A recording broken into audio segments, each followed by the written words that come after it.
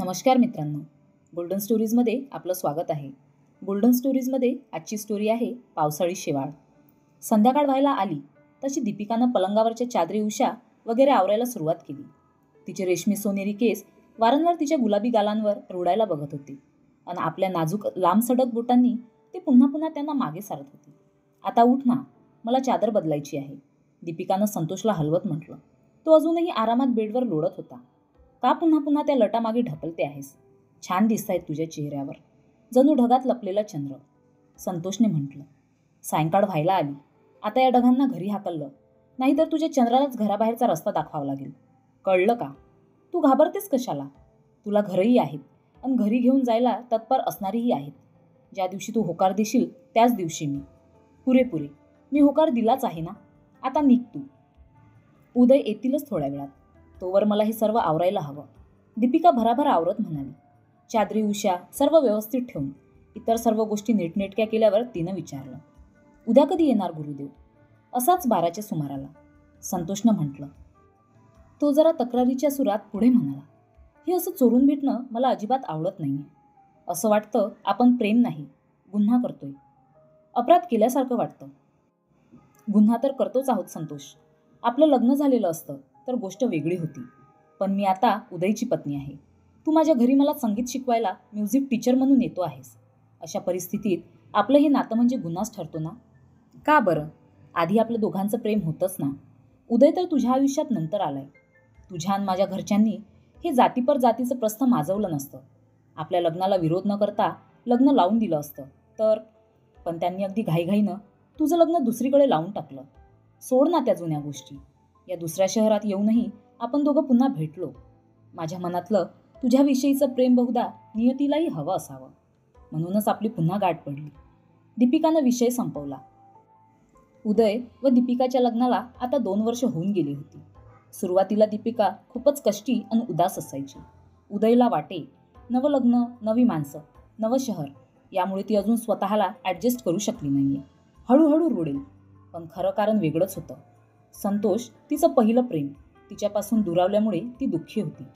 एकदा ती व संतोष सिनेमा बघून हातात हात घालून घरी परतत असताना तिच्या थोरल्या भावानं बघितलं. दीपिकावर जणू वीज कोसळली. त्यानं तिथूनच तिला धरून ओढत घरी आणून तिच्या खोलीत कोंडून घातलं.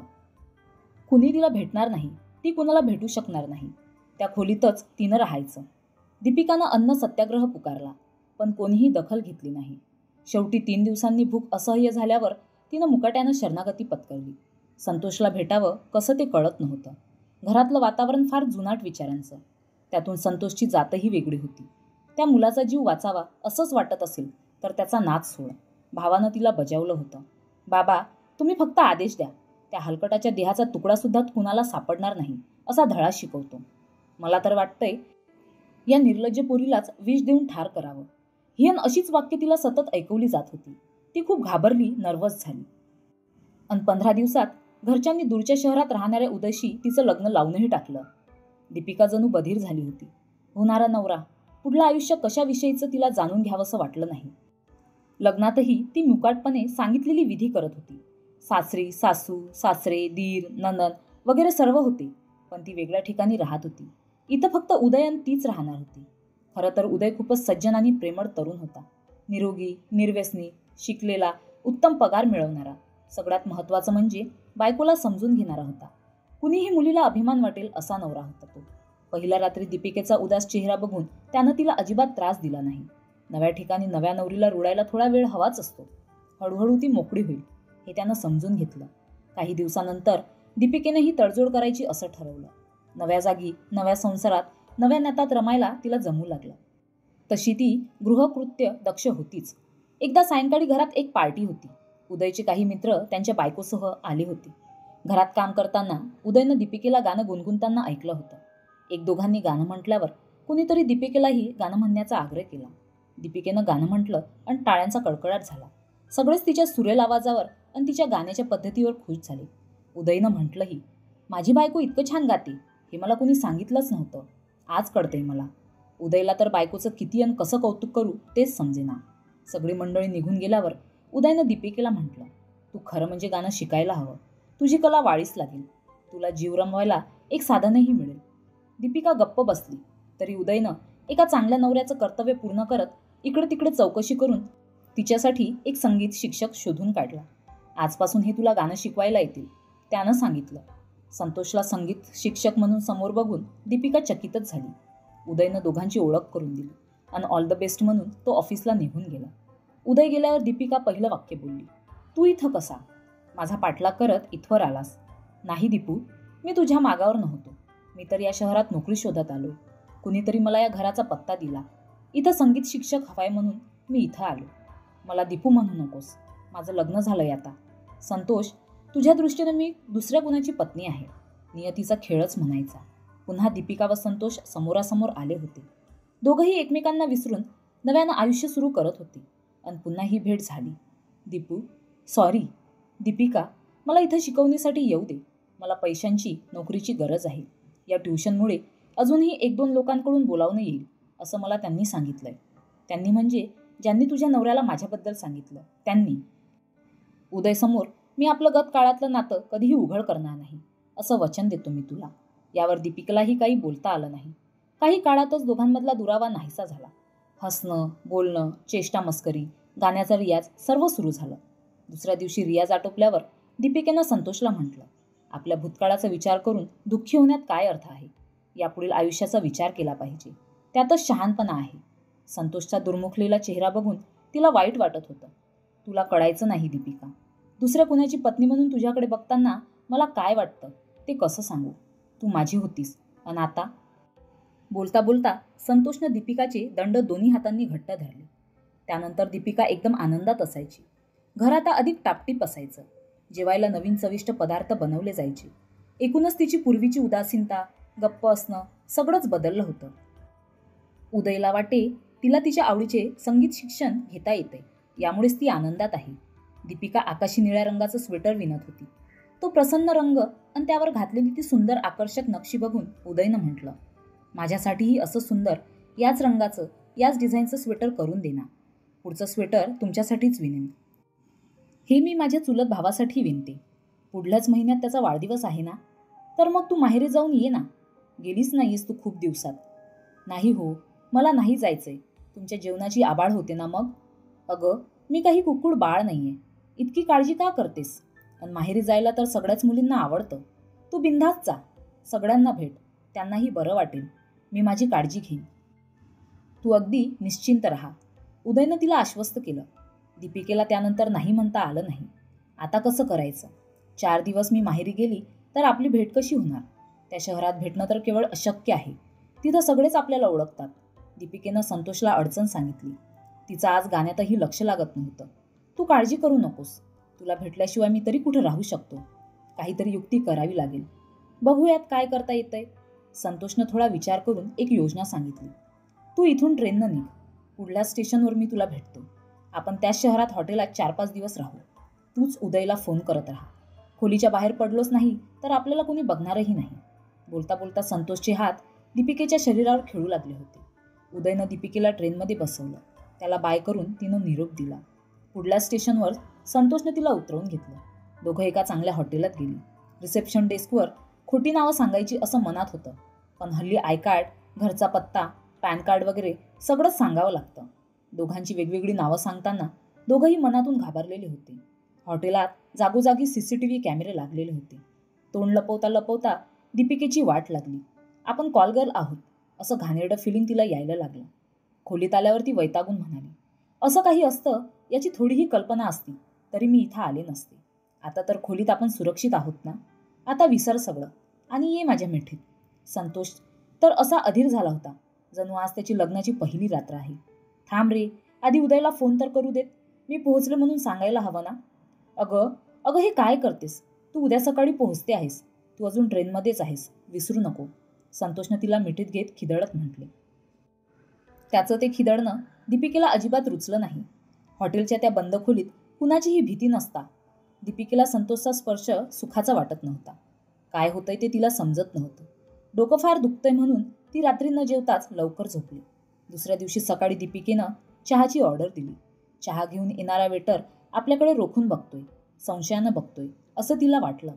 चोराच्या मनात चांदणं म्हणतात, ते खोटं नाही. दीपिकेला स्वतःची चीळ आली. शी, काय म्हणत असेल तो आपल्याला? आता फोन करू का उदयला? एव्हाना गाडी आपल्या शहरात पोहोचतच असेल ना? 10 मिनिटात तिने इतक्यांदा हा प्रश्न संतोषला विचारला की संतोषही संतापून म्हणाला, कर ग बाई, एकदाचा फोन कर. उदयच्या सुरात काळजी होती. तू नीट पोहोचलीस ना? ट्रेन लेट का बरं झाली? तिनं म्हटलं. नेटवर्कचा प्रॉब्लेम आहे ना, नंतर फोन करते. ती प्रचंड घाबरली होती. असं आणि इतकं खोटं कधी बोलली नव्हती. घरात आपण किती सुरक्षित असतो हे तिला पदोपदी जाणवत होतं. मी वेळेवर पोहोचले असं नाही सांगितलं, हे किती बरं झालं. बापरे, मला खूप भीती वाटते संतोष. चल, आज खाली रेस्टॉरंटमध्ये जाऊन ब्रेकफास्ट घेऊयात. तुलाही थोडं बरं वाटेल. कालपासून तू टेन्शनमध्येच आहेस, संतोषनं म्हटलं. उदयबरोबर राहून दीपिका दूध ओट्स, दूध कॉर्नफ्लेक्स, ऑमलेट ब्रेड वगैरे सारखे पदार्थ नाश्त्याला घ्यायला लागली होती.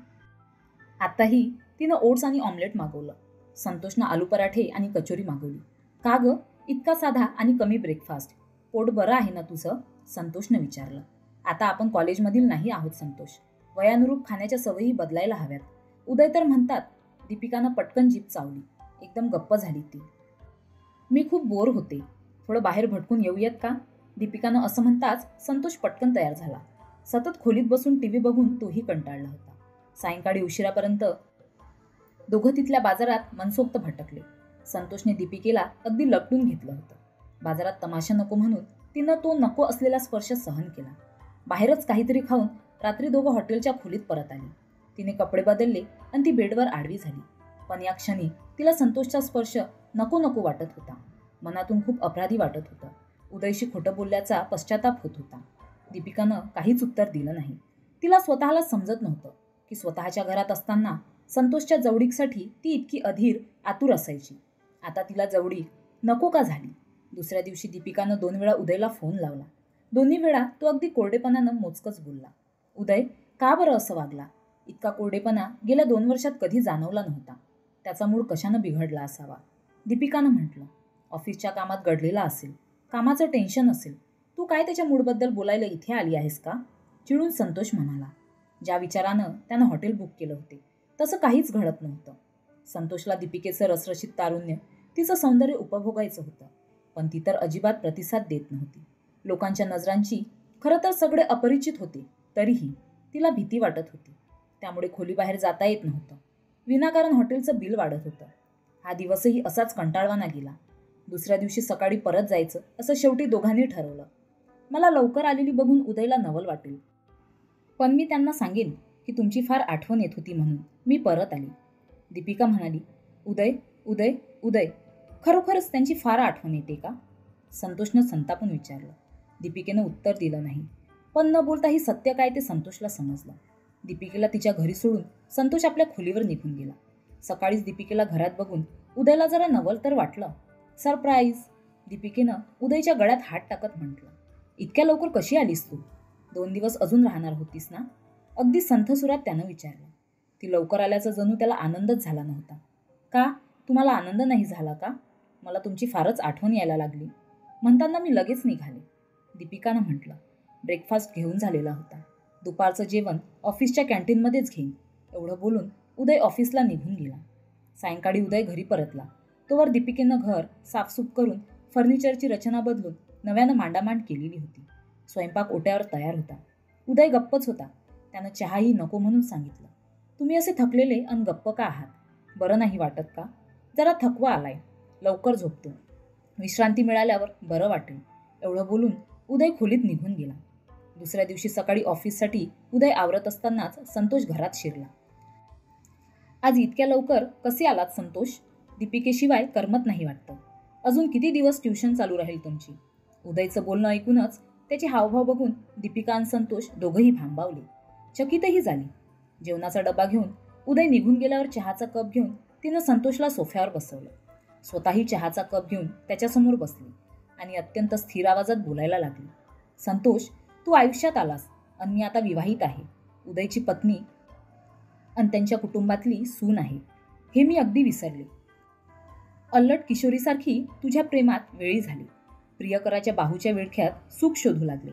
जर तू या घरापासून दूर त्या हॉटेलच्या खोलीत नेलं नसतं तर मी माझ्या संसारात किती रमले आहे. उदयवर प्रेम करू लागले आहे. त्याच्या प्रेमाची किंमत मला कळली आहे. हे काहीच मला जाणवलं नसतं.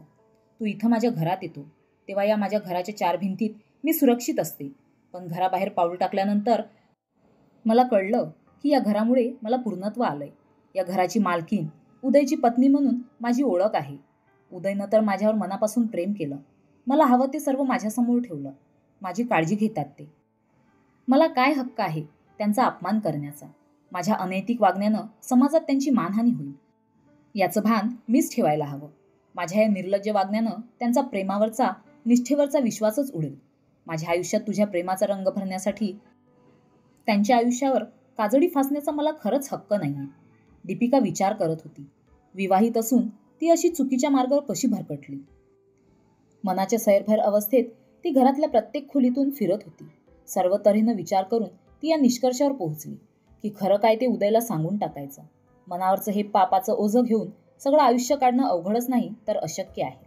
सायंकाळी उदय घरी परतल्यावर दीपिकेनं त्याला चहा करून दिला आणि शांत आवाजात सगळी हकीकत त्याला सांगितली. ती खाली मान घालून बोलत होती. तो खाली मान घालून ऐकत होता. शेवटी ती म्हणाली, उदय, मला क्षमा करा. माझ्या हातून फार मोठा गुन्हा घडलाय. माझं पुढलं आयुष्य तुमच्या निर्णयावर अवलंबून आहे. ऑफिसच्या कामासाठी उदय शेजारच्या शहरात गेला होता. दिवसभर काम करून सायंकाळी तो तिथल्या मार्केटमध्ये पाय मोकळे करायला गेला होता. तिथल्या एका मिठाईच्या दुकानातली मैसूर पाकाची वडी दीपिकेला फार आवडायची. आलोच आहोत तर तो मैसूर पाक घेऊन जाऊ, अशा विचारानं मार्केटमध्ये फिरत असताना त्याला दीपिकेनं विणलेला निळा स्वेटरसारखा स्वेटर कुणाच्या तरी अंगात दिसला. तोच रंग, तेच डिझाईन. उदयनं उत्सुकतेनं त्या माणसाच्या नकळत त्याचा माग घेतला. उदय चकित झाला. तो माणूस म्हणजे संतोष होता आणि दीपिका त्याला लपटून होती. संताप, अपमान, तिरस्कार, सुळाची भावना अशा अनेक संमिश्र भावना त्याच्या मनात दाटून आल्या. त्यानं दीपिकेच्या माहेरी फोन केला. दीपिकेबद्दल चकार शब्दही काढला नाही. जनरल बोलणं झालं, पण त्यावरून एक गोष्ट नक्की झाली की दीपिका माहेरी गेली नाही हे सिद्ध झालं. कसाबसा तो टॅक्सी करून आपल्या घरी परत आला. दीपिकानं असा विश्वासघात करावा. ज्या पत्नीची तो इतकी काळजी घेतो, तिच्यावर जीवापाड प्रेम करतो, तिनंच असा दगा द्यावा. त्याला काहीच सुचेनासं झाले होते. तिला जबरदस्त शिक्षा द्यावी का? पण तिच्याकडून काही कळतंय का याचीही वाट बघायला हवी. संताप, विश्वासघाताच्या आगीत तो होरपळत होता. पण स्वतः दीपिकानंच आपली चूक कबूल केली. तिच्या डोळ्यातून वाहणाऱ्या पश्चातापाच्या अश्रूंनी त्याच्या हृदयातली आग शांत झाली होती. सगळी रात्र याच मानसिक द्वंद्वात संपली. दीपिकेला घराबाहेर काढायचं की तिचा पश्चाताप आणि स्वतःचा आपल्या गैरवर्तनीची कबुली देण्याचा प्रामाणिकपणा बघून तिला क्षमा करायची. दीपिकेला शिक्षा देताना तोही त्यात होरपळून निघणारच ना. स्वतःचा संसार मोडून तो लोकांना कोणत्या तोंडानं सामोरा जाणार आहे. पण आता तो दीपिकेवर पूर्वीप्रमाणे विश्वास ठेवू शकेल का? सकाळी लवकर उठून दीपिका घरकामाला लागली. चहा तयार करून ती चहाचा ट्रे घेऊन उदयजवळ आली. चहाचा कप त्याला देऊन तिनं म्हटलं, तुम्ही काय निर्णय घेतलाय? तुमचा जो निर्णय असेल तो मला मान्य आहे. आपण आधी चहा घेऊयात, तो शांतपणे म्हणाला. दोघांनी न बोलता चहा घेतला. मग उदयनं म्हटलं, दीपिका, तू काही सांगण्याआधीच मला हे कळलं होतं. परवा मला माझ्या ऑफिसच्या कामानं करीमगंजला जावं लागलं. काम संपवून मी बाजारात भटकत असताना तुम्हा दोघांना लपटून चालताना मी बघितलं. तू विणलेला निळा स्वेटर संतोषच्या अंगात होता. मी तुझ्या माहेरी फोन केला तेव्हा त्यांनीच मला दीपिका कशी आहे, केव्हा माहेरी येणार असं विचारल्यावर तू माहेरी गेली नाहीयेस हे तर मला कळलंच. तू काय म्हणते आहेस हेच मला ऐकायचं होतं. तू बोलली नसतीस तर मीच विषय काढणार होतो. उदयच्या या बोलण्यामुळे पुन्हा दीपिकेच्या डोळ्यातून पश्चातापाचे अश्रू वाहू लागले. जर मी तुला क्षमा केली नाही तर या आगीत मीही आयुष्यभर जळेन. पण क्षमा करणंही इतकं सोपं नाहीये. मी तुझ्यावर पुन्हा तेवढाच विश्वास ठेवू शकेन की नाही मलाच ठाऊक नाहीये. पण मला आपला संसार मोडायचा नाहीये. सारी रात्र मी विचार करतोय. तुझ्या डोळ्यातील पश्चातापाचे अश्रू आणि गेल्या 2 वर्षात आपण घालवलेले सुखाचे क्षण यांच्या तुलनेत तू केलेला विश्वासघात नक्कीच क्षमा करण्यासारखा आहे. खरंय ना, पावसाळ्यात आपल्या अंगणात शैवाळ साठतं म्हणून आपण अंगण फोडून टाकतो का? आपण तिथलं पाणी काढून शैवाळ खरवडून स्वच्छ करतो. पुन्हा शैवाळ वाढू नये म्हणून सजग राहतो. आपल्या अंगणात दोष आहे म्हणून पावसाळी शैवाळ वाढत असं. नाहीतर आपल्या अंगणात थोडी अधिक लक्ष देण्याची, निगा ठेवण्याची गरज आहे, असाच त्याचा अर्थ असतो. तर मित्रांनो, तुम्हाला ही स्टोरी कशी वाटली कमेंट करून सांगा. अशाच नवनवीन स्टोरीसाठी व्हिडिओला लाईक करा, शेअर करा आणि चॅनलला नक्की सबस्क्राईब करा. धन्यवाद.